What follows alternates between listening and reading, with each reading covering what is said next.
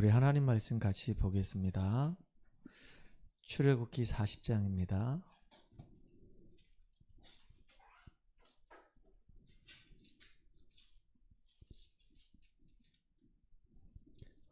(34절에서부터)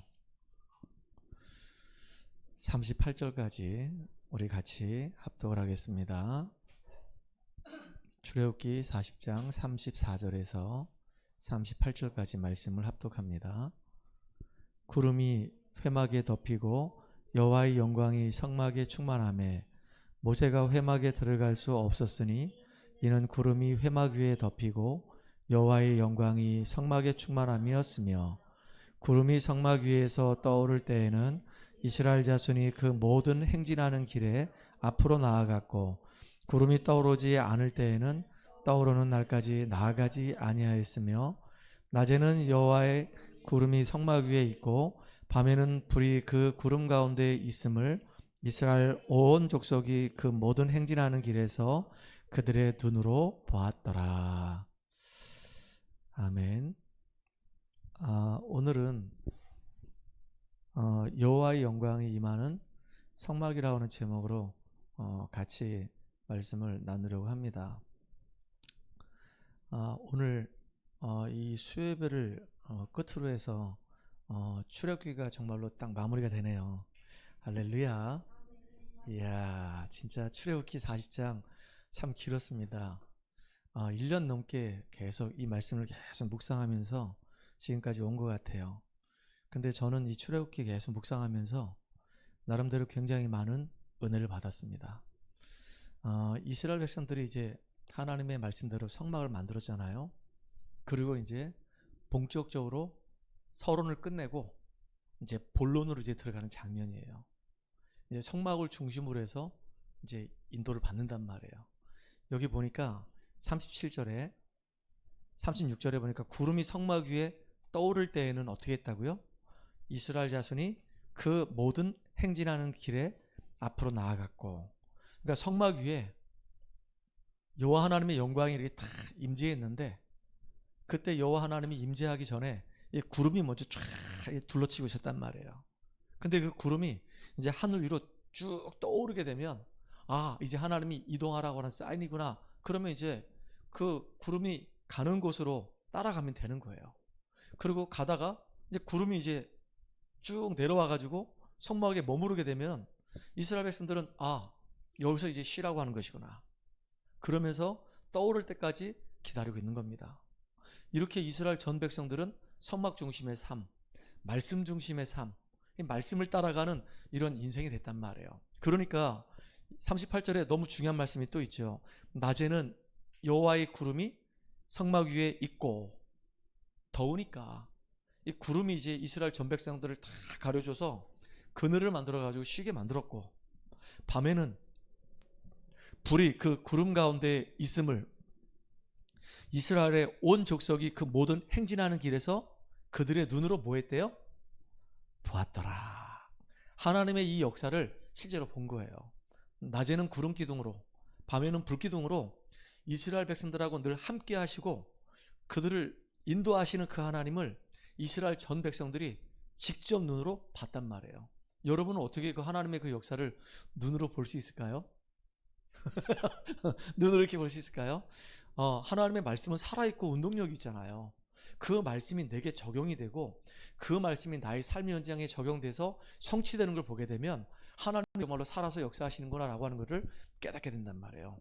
자, 그래서 오늘 여호와의 영광이란 말이에요.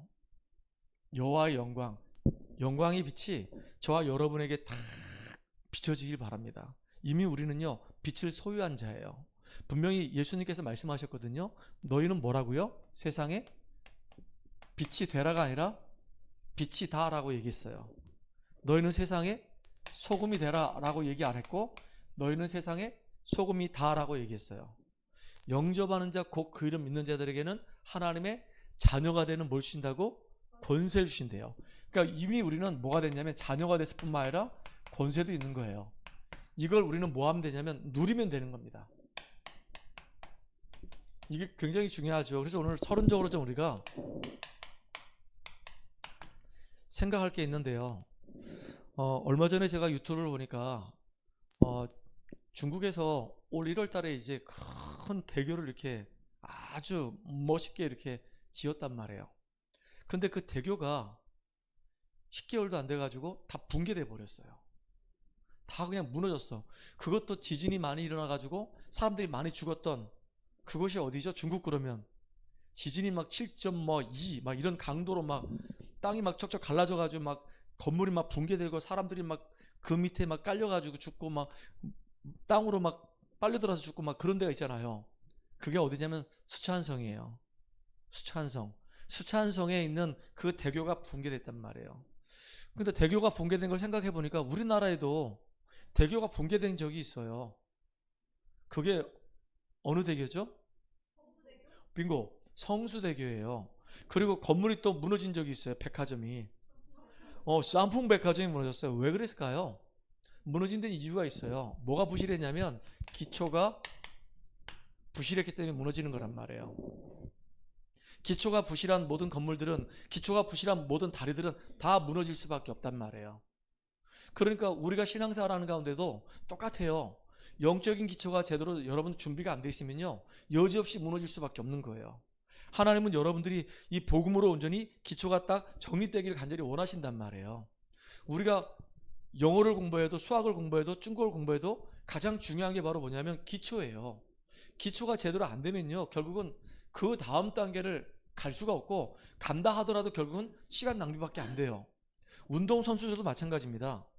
운동선수들도 가장 중요하게 여기는 게 바로 뭐냐면 기초예요. 기초가 제대로 뒷받침이 안 되면 결국은요, 그 45분을 풀로 뛸 수가 없어요. 그러니까 많은 사람들이 생각할 때 운동선수들, 특히 이제 축구선수들 같은 경우에 보게 되면 그 스킬이 굉장히 중요하다고 얘기하는데 스킬보다 더 중요한 게 있어요. 볼을 탁 잡아가지고 막 드리블을 막 현란하게 해가면서 막 그 선수들 막 피해가면서 팍 골을 차가지고 골문 안으로 딱 집어서 골! 이거보다 더 중요한 게 있다니까요. 그게 뭐냐면 스킬보다 더 중요한 게 기초 체력입니다. 체력이 뒷받침이 안 되면요, 뛸 수가 없어. 천하 없는 건도 뛸 수 없어요. 그래서 우리도 영적으로 중요한 게 뭐냐면 여러분들, 마태복음 16장 13절 20절, 이게 정말로 나의 고백이 되어야 되는 겁니다. 예수님이 가이사라 이 빌립보 지역에서 물어봤어요. 사람들이 나에 대해서 뭐라고 얘기하고 있느냐? 너희는 나에 대해서 누구라고 알고 있느냐? 이거 진짜 중요한 질문이거든요. 우리 신앙생활하는 데 있어서 가장 중요한 질문이란 말이에요. 나는 정말로 예수님을 어떻게 알고 있느냐? 사람들은 예레미야로, 선지자로, 엘리야로, 또 세례 요한으로 이렇게 알고 있단 말이에요. 예수님이 사회운동하는 사람으로, 예수님이 박애주의자로, 예수님이 가만히 보니까 또 이렇게 신비주의자로 이렇게 알고 있단 말이에요. 근데 그렇게 해가지고는 응답을 받을 수가 없어요. 근데 교회들을 가만히 보게 되면 지금도 율법에 묶여있는 교회들이 되게 많습니다. 나는 어릴 때부터 신앙생활을 안 했기 때문에 잘 모르는데, 내가 이렇게 우리 전도자의 설교를 듣다 보면은 저쪽에 고신측이라고 있어요, 부산에. 근데 그 사람들은 지금은 좀 그러진 않겠죠. 근데 예전에 내가 어릴 때 그랬대요.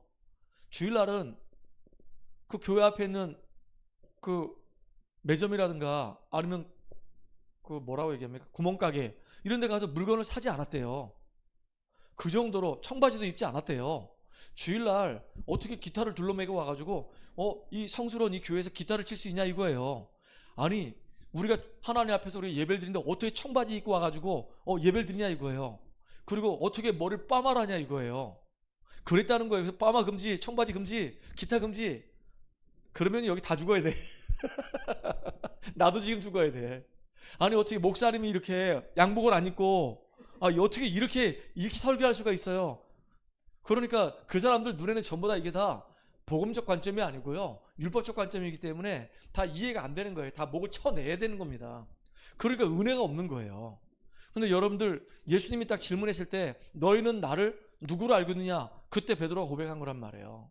주는 그리스도시요 살아계신 하나님의 아들이십니다. 내가 해결하지 못하는 인생 문제를 완전히 해결하신 유일하신 하나님이시고 메시아시고 구원자시고 하나님의 아들이시고 그리스도이십니다.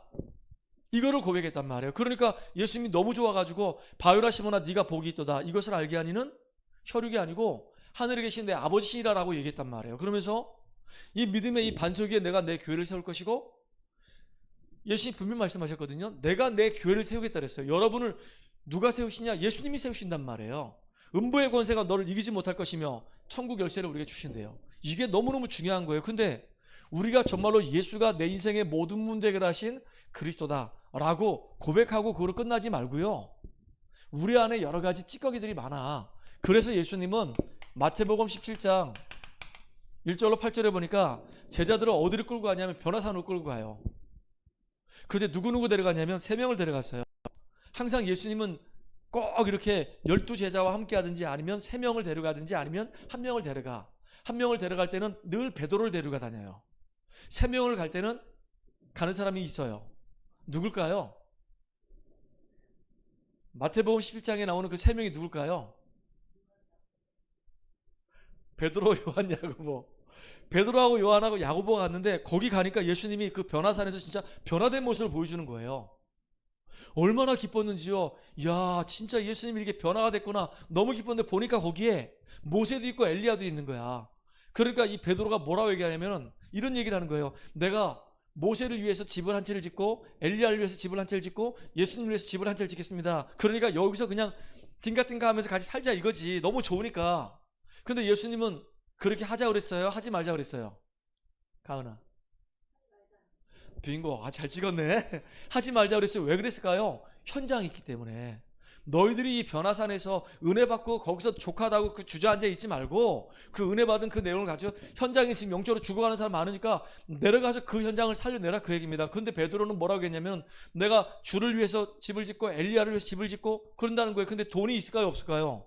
돈이 10원도 없는 사람이 그런 얘기를 하는 거예요. 근데 나중에는 정신을 딱 차리고 보니까 엘리야도 사라지고 모세도 사라지고, 엘리야는 신비의 대표를 얘기해요. 모세는요 율법의 대표를 얘기하는 겁니다. 우리가 자칫 잘못하면요 율법주의에 빠질 수 있고요, 잘못하면 우리가 허황되게 우리가 신비주의에 빠질 수 있단 말이에요. 신앙생활을 한다 그러면서 이상하게 허황되게 이렇게 그런 쪽으로 우리가 나도 모르게 빠진단 말이에요. 그래서 그런 거 말고 우리는 정말로 복음 중심으로 딱 서는 거예요. 오직 예수만 남았더라. 여러분, 그리스도로 끝나는 것이 아니라 이게 오직이 되도록 여러분이 은혜 누려야 되는 겁니다. 이거로 끝나는 게 아니죠. 하나님은 이렇게 오직된 사람에게 뭘 말씀하셨냐면은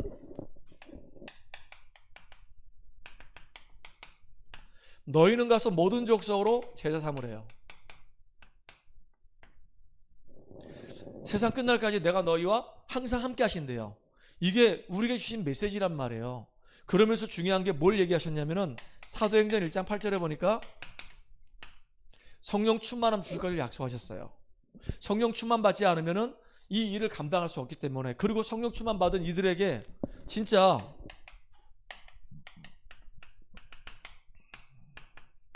다섯 가지 어마어마한 응답을 주셨어요. 성령 충만함 실제로 받았어요. 약속을 하셨는데 여기서 다섯 가지가 성취돼요. 진짜 성령 충만 받아요. 오순절 날이 이름에 그동안 열흘 동안 기도했는데 하나님께서 약속하신 그 성령이 불같이 바람같이 임하고, 그 다음에 이 초대교회 성도들이 은혜를 받으니까 밖으로 나가서 복음 전하는데 정말로 15개나 사람들이 쫙 예배 놓은 거예요. 복음을 전했어요. 말씀이 그들에게 막 박히기 시작하고 제자가 일어나고 곳곳마다 막 말씀 운동이 일어나면서 예루살렘 전체가 막 난리가 난 거예요. 현장에 변화가 일어나기 시작했어요. 그러니까 모든 사람들이 너무 은혜가 임하니까 가지고 있는 모든 재산을 전부 다 사도 발 앞에 다 갖다 주면서 이걸 가지고 전도 선교에 쓰라고 그러는 거예요. 그 정도로 응답받았어요. 여러분들, 그러니까 이게 가장 기본적인 기초예요. 여러분 개인이 복음으로 딱 인생의 답을 내버리고 그 복음 안에서 하나님의 계획이 무엇인지 사명을 깨닫고 이 일을 이룰수록 여러분들 기도 속에 성령 충만 받고 실제로 여러분 삶 속에서 이제 사람 살리는 응답을 누리는 이것이 기초란 말이에요. 이 응답들을 실제로 여러분 현장에서 맛을 봐야 되는 거예요. 아멘입니까? 이거를 못 보게 되면요 결국은 어떻게 되냐면요 꼭 뭐하고 왔냐, 흙 위에 지은 집하고 똑같아요. 다른 말로 얘기하면 모래 위에 지은 집이란 말이에요.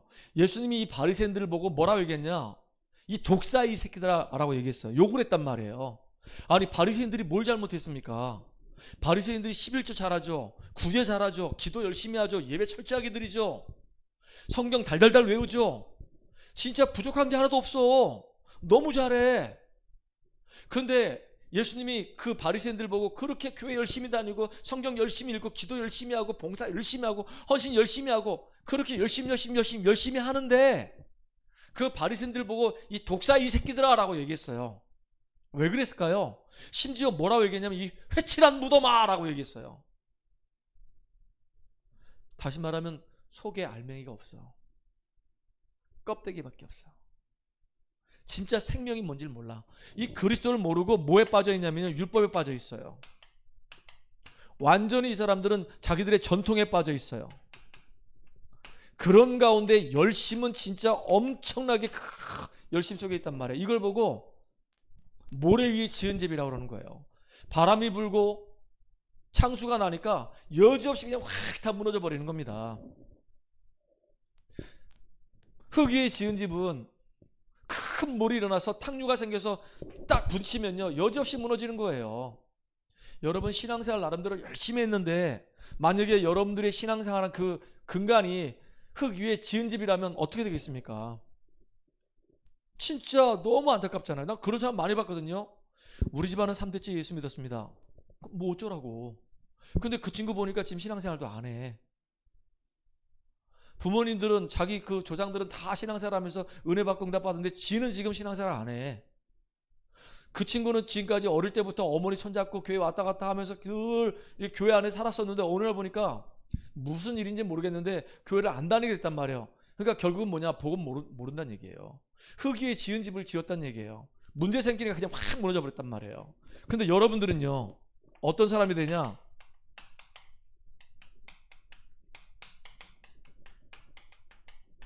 반석 위에 지은 집이 되기를 주의 이름으로 축복합니다.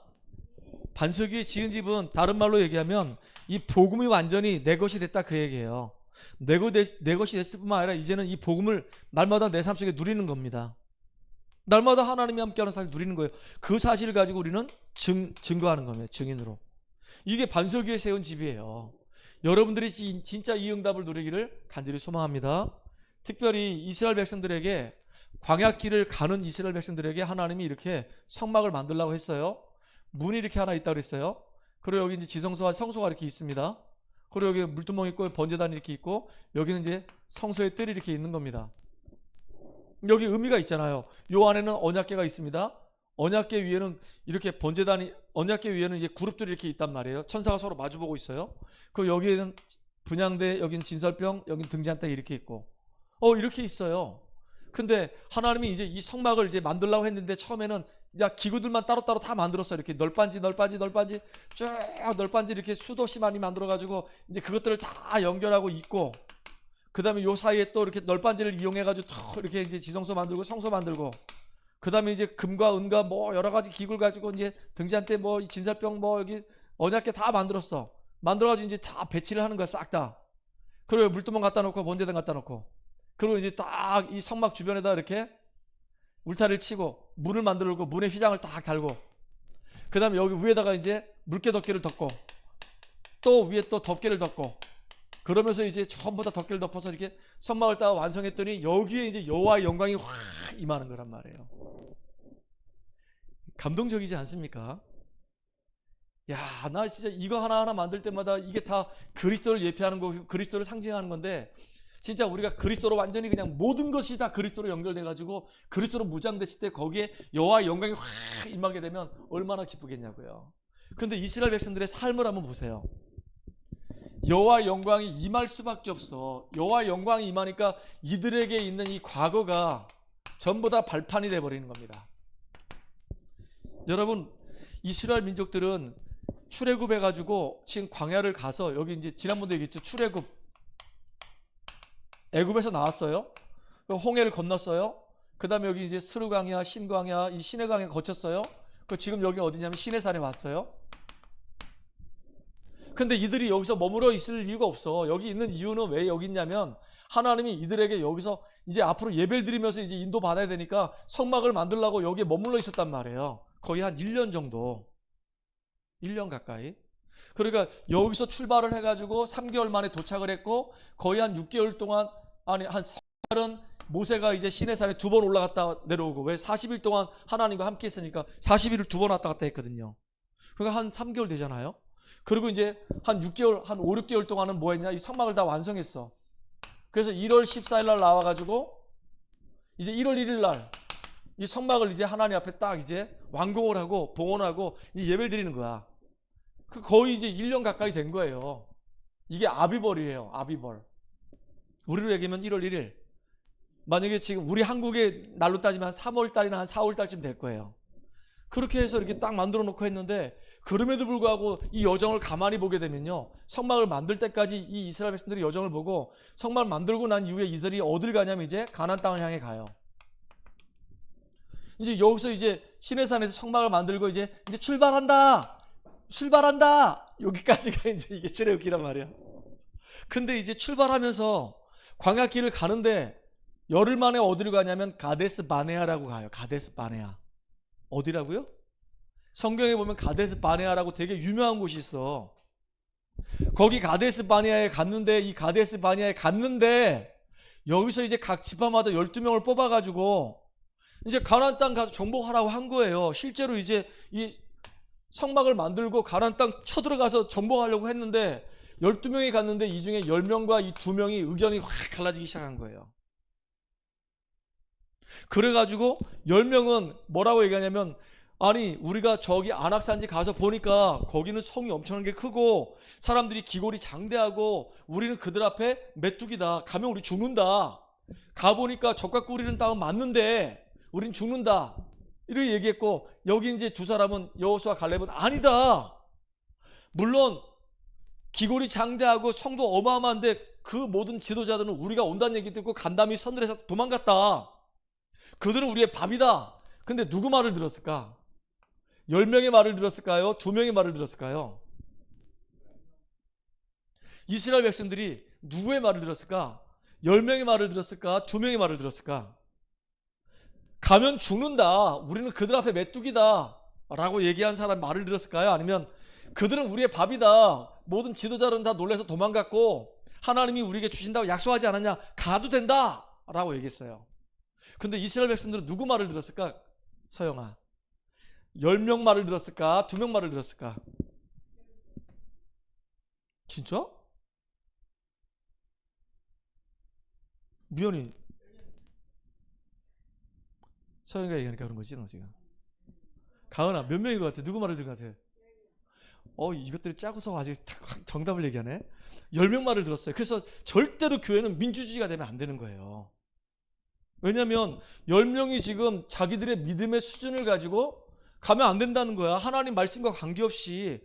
그래가지고 결국은 이 10명의 말을 듣고요. 이날 밤새도록 이스라엘 백성들이 통곡했다고 그랬어요. 한 명도 빠짐없이 모든 이스라엘 백성들이 다 통곡했다고 그랬어요. 여호수아 갈렙 빼놓고. 그래가지고 이것 때문에 이 가데스 바네아에서 38년을 있게 돼요. 광야를 이 사건 때문에 광야에서 40년을 보내게 된단 말이에요. 이렇게 가데스 바네아에서만 여기서 이제 여기 시내산에서 1년 보냈죠. 가데스 바네아에서 38년 보냈죠. 가데스 바네아에서 이제 바로 못 들어가니까 이렇게 돌아가지고 저 에돔 족속을 지나가지고 여기 모압 족속, 암몬 족속을 지나서 암몬 족속, 모압 족속을 지나서 이 여리고 저 건너편에서 요단강 건너편에서 이렇게 진을 치고 모압 평지에서 그때 이제 모세가 죽는단 말이에요. 그렇게 40년을 이제 빙글빙글 돌아. 왜 돌았냐? 이 불신앙 얘기 듣고 대성통곡했던 모든 1세대가 다 죽어버렸어. 싹 죽었어요. 누구만 들어갔냐? 여호수아 갈렙만 들어갔어요. 참 이게 그래서 불신앙이 너무너무 무서워. 그래서 영적 상태가 얼마나 중요한지 모릅니다. 애굽에 있을 때 가지고 있던 이게 노예 근성이 있어. 그런데다가 여기 광야길 가는 동안에 형성된 광야 근성이 있어요. 어려움이 오거나 문제가 오면 참을 수가 없어. 견딜 수가 없어. 그러니까 애굽에서 살았을 때 그 삶 자체가 문화 자체가 전부 다 우상 문화고 흑암 문화였었어요. 그러니까 하나님이 애굽을 칠 때 10가지 재앙을 쳤잖아요. 이게 애굽의 우상들을 완전히 박살내는 거였단 말이에요. 애굽의 우상이 뭐 10가지만 있겠습니까? 더 많은데 그 중에 뭐 대표적인 것들을 10가지를 쳤단 말이에요. 피게, 이파, 가도구, 매흑장. 이게 10가지 재앙이란 말이에요. 피재앙, 피개, 개구리 재앙, 이재앙, 파리재앙, 피게, 이파, 가도구, 가축재앙, 독종재앙, 우박재앙, 매흑장, 메뚜기재앙, 흑암재앙, 그 다음에 마지막에 장자 죽는 재앙까지 임해서 완전히 그냥 애굽은 이 흑암으로 완전히 그냥 덮여있는 이 땅은 다 망해버렸단 말이에요. 근데 그 땅에서 이스라엘 백성들이 오랫동안 살았기 때문에 흑암 문화가, 우상 문화가 이들의 이 마음 깊은 곳에 완전히 내재되어 있단 말이에요. 그러니까 문제만 생기면 두렵고 불안한 거야. 그 우상 숭배하는 사람 특징이 뭐냐면 불안과 두려움이 있어요, 항상. 그래서 늘 염려와 걱정이 끊이지 않아. 그러니까 늘 무속인 찾아다니고 늘 걱정이 되니까 가서 탑돌이 해야 되고 가서 이제 부적 같은 거 갖고 다녀야 되고 그랬단 말이에요. 그러니까 영적 상태가 늘 메롱이란 말이지. 근데 이거로 끝나지 않아. 이게 마음과 이 생각 속에 뿌리가 내려가지고 선택을 하고 판단을 해요. 선택을 하고 판단을 하는데 이게 복음적인 선택이 아니고 말씀을 근거로 한 판단이 아니고 선택이 아니란 말이에요. 항상 나 중심이야. 그러니까 출애굽해가지고 이 홍해 건널 때는 그렇게 좋아했어. 막 전 백성이 막 난리가 났어. 애굽에서 완전히 우리는 해방됐으니까 너무 좋다. 이제 너무너무 기쁘다. 막 미리암도 막 노래를 부르고 막 모세도 노래 부르고 이스라엘 백성 노래 부르고 막 출애굽기 꼭 읽어봐요. 5장에 나와 있어요. 난리가 났어요. 그런데 당장 또 마라의 쓴물을 딱 겪으니까 금방 영적 상태가 문제 만나니까 그냥 확 다운돼가지고 마음과의 생각이 벌써 병들어 있으니까 힘든 거야. 그러니까 불신앙을 계속 할 수밖에 없어요. 먹을 게 없으니까 또 불신앙해. 그러니까 이들의 삶은요, 이들의 삶의 그 습관과 체질은 안 바뀌는 겁니다. 그래서 실패하는 거예요. 이게 지금 우리 이야기하고 똑같아요. 구원받았는데 하나님 자녀가 됐는데 영적인 상태가 성령으로 충만한 상태가 아니란 말이에요. 지금 다른 것들이 우리 안에 각부채가 됐어. 각인뿔이 체질됐어. 그러니까 마음과 이 생각도 하나님 중심이 아니야. 복음 중심 아니야. 말씀 중심 아니야. 그러니까 늘 선택이 자꾸 나 중심의 선택을 하다 보니까 이게 어느 날 나한테 완전히 습관이 되고 체질돼 버렸어, 이렇게. 근데 내가 몰라, 그거를. 그러니까 이제 무너지고 있는데도 무너지는 걸 몰라. 제일 안타까운 거란 말이에요. 이거 지금 목사님한테도 해당되는 얘기예요. 나한테도. 내가 어제 화요일날 다락방을 하면서 너무 이제 다락방 하다가 화가 나가지고 옆에 앉혀놓고 내가 괌을 막 질렀어요. 괌을 질렀는데 왜 괌을 질렀냐? 그 친구는 배운 게 너무 많아. 아는 게 너무 많아. 근데 안타까운 게 뭐냐면 자기 입으로도 얘기해. 저는요, 구원에 대한 확신이 없어요. 벌써 내가 그 얘기를 지금 10번도 넘게 만났는데 4번인가 5번이나 들었어요. 내가 그 친구 만나면 항상 복음 얘기하거든. 복음 얘기하는데 그렇게 복음을 들었으면은 그 복음이 마음에 좀 담겨야 되는데 아예 마음에 담길 마음이 없어. 벌써 그 친구가 살아온 삶은 몇 대째 그 집안은 신앙생활을 했는데 그 친구는 교회를 다니면서 복음을 제대로 한번 체험해 본 적이 없어요. 다른 것들이 그 친구 마음과 생각에 가득해. 어떻게 하면 내가 성공할 것인가? 어떻게 하면 내가 사람들한테 인정받을 것인가? 어떻게 하면 정말로 이 현장에서 내가 내 문제 해결할 것인가? 이게 온전히 그냥 거의 99.999%를 차지하고 있단 말이에요. 복음이 안 들어가. 그래가지고 내가 다른 사람 빗대가지고 막 얘기하면서 얘기했단 말이에요. 이렇게. 완전히 정신이 병들어 있고 마음이 병들어 있고 심각한 문제 속에 있는데 완전히 자기 인생에 이상한 습관이 길들여가지고 완전히 망해가고 있는데도 불구하고 영적으로 무지하니까 모른다! 내가 그랬거든. 나중에 보니까요, 얼굴이 빨개지는 거예요. 내가 네가 그렇다라고 얘기한 적은 없거든.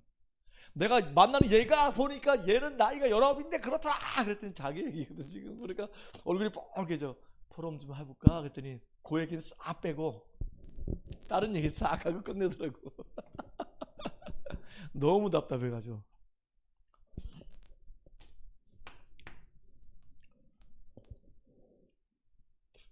여호와의 영광이 비치면요, 내 인생의 과거가 중요한 뭐가 되냐면 발판이 됩니다.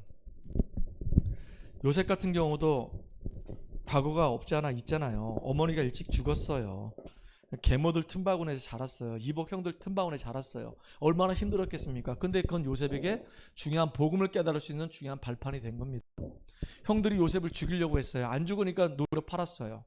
그 노예의 그 현실은 너무 힘들었어요. 근데 그게 요셉에게 발판이 됐어요. 지나고 보니까 중요한 발판이 된 거예요. 누명수 감옥 갔는데 감옥도 요셉에게는 중요한 발판이 됐어요.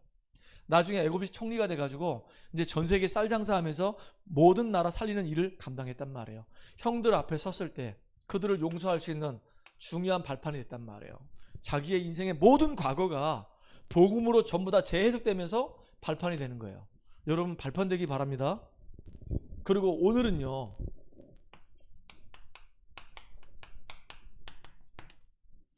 말씀의 성취를 응답을 누리는 겁니다. 여러분 이게 중요한 거예요. 항상 하나님은 잊지 말라 그랬어요. 뭐를 잊지 말냐? 여러분들 그 출애굽기 20장을 보게 되면 모세가 시내산에 올라가서 이제 십계명을 받는단 말이에요. 십계명을 받을 때 십계명, 1계명, 2계명, 3계명 쭉 얘기하기 전에 먼저 서론적으로 얘기한 게 있어요. 20장 1절에 보면은 애굽의 종되었던 집에서 인도해낸 여호와니라 라고 얘기해요. 그러니까 매번 얘기하는 거, 성경을 구약을 쭉 읽다 보면은 계속 얘기하는 게 애굽 종되었던 집에서 인도해낸 여호와 하나님이라, 애굽 종되었던 집에서 인도해낸 여호와 하나님이라. 이상하게 출애굽기 말고 신명기, 민수기, 그다음에 여호수아기, 그다음에 쭉 뒤로 나가면 역대, 상하기 쭉 넘어가면서 또 이제 선지서 쭉 읽다 보면은 거기에 애굽의 종되었던 집에서 인도해낸 여호와 하나님이라 이 얘기를 계속하는 거예요. 너희들이 지금 누군지 아냐? 너희들은 지금 여호와 하나님이 함께하는 자야. 너희들은 지금 출애굽에서 구원받은 하나님 자녀야. 이 출애굽 믿지 말라 그 얘기예요. 지금 내가 너희들을 애굽에서 구원했을 뿐만 아니라 너희들과 지금 함께하고 있어. 이거 놓치지 마라 그 얘기입니다. 어떻게 너희들이 구원받았는데 이 세절기의 축복 잊지 마라 그 얘기입니다. 6월절에 어린 양이 피 바른 날 너희들 구원받은 거 아니야? 너희들이 정말로 예수를 그리스도로 믿는 그날 사단과 이 죄와 지옥 권세에서 완전히 해방됐을 뿐만 아니라 오순절 그날에 내가 너희들과 함께하고 인도하고 천국 배경으로 너희들과 함께하잖아. 이거 배경 놓치지 마라 그 얘기입니다. 지금도 주님은 우리와 함께 하신단 말이에요. 지금도 우리가 문제 가운데 있어도 함께 하시고 우리가 응답받는 가운데 있어도 우리와 함께 하시고 어느 순간 어느 상황 속에서도 하나님 우리와 함께 하신단 말이에요. 요셉이 총리가 됐을 때도 함께 하셨고 노예로 있을 때도 함께 하셨고 언제든 간에 하나님은 요셉과 함께 하셨단 말이에요. 요셉이 지금 노예로 있으니까 너무 노예가 돼가지고 힘드니까 하나님이 함께 하지 않았습니까? 아니요. 함께 했어요. 요셉이 갑자기 총리가 돼가지고 이러고 좋아하니까 그때 하나님이 함께 했습니까? 항상 함께 했어요. 항상 함께. 문제 가운데 있어도 응답 가운데 있어도 하나님은 늘 함께 하셨단 말이에요. 근데 함께 하심을 우리가 놓쳐버리니까 승리를 못하는 겁니다. 여러분, 그래서 우리는 오늘 우리가 잊지 말아야 될 게 있어요. 이게 응답 중에 최고의 응답 중에 응답이 바로 뭐냐면 임마누엘입니다. 가은아, 임마누엘의 뜻이 뭐라고 그랬지? 지난번에? 임마누엘?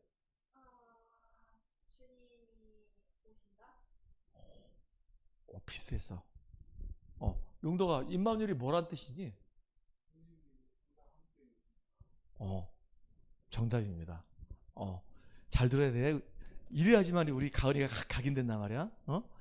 엘이란 이건 히브리어야. 그 히브리어는 거꾸로 이렇게 번역을 해야 돼. 엘은 하나님이야. 하나님.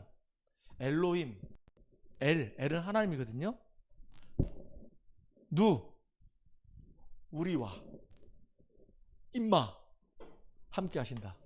하나님이 우리와 함께 하신다. 이걸 보고 임마누엘이라고 그런단 말이에요. 지금 하나님이 우리와 함께 하신단 말이에요. 이걸 정말로 여러분 찾아서 누리는 여러분 되기 바랍니다. 알겠지요? 그래서 세절기의 축복을 누려야 되는 거예요. 그리고 중요한 거, 우리는요, 성막 안에 보면 여기 안에 지성소 안에 뭐가 있냐면 언약궤가 있어요. 영원히 변하지 않는 하나님의 말씀이 있습니다. 그래서 여러분들 예배 드릴 때마다 강단해 주시는 그 말씀을 생명처럼 붙잡아야 되는 거예요. 언약으로 붙잡아야 되는 겁니다. 그래야지 여러분이 승리할 수 있는 거예요. 이번 주 우리 강단해 주셨던 말씀이란 말이에요. 여호와의 영광이 충만한 성막, 여호와의 영광이 임하는 성막, 같은 말인데요. 진짜 여호와의 영광이 지금 내게 임하고 있단 말이에요. 분명히 말씀하셨거든요. 베드로전서 2장 9절에 너희는 거룩한 나라요 소유된 백성이요 왕같은 제장이요 거룩한 나라, 택하신 족속이요 거룩한 나라요 왕 같은 제사장이요, 그러면서 이제 이 귀한 빛을 선전하기 위해서 부름받은 축복된 사람이라는 사실을 우리가 늘 말씀을 들으면요, 그 말씀을 자꾸 나에게 빛을 비춰야 되는 거야.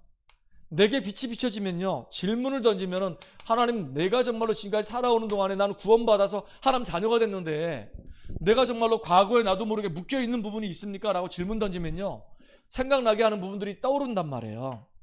내가 지금까지 살아오는 동안에 나도 모르게 형성되어져 있는 이 체질이 있단 말이에요. 이게 복음 체질이 아닌 것들. 그래서 이걸 바꿔주세요라고 기도하면 바뀌어져요. 복음 누리는 만큼.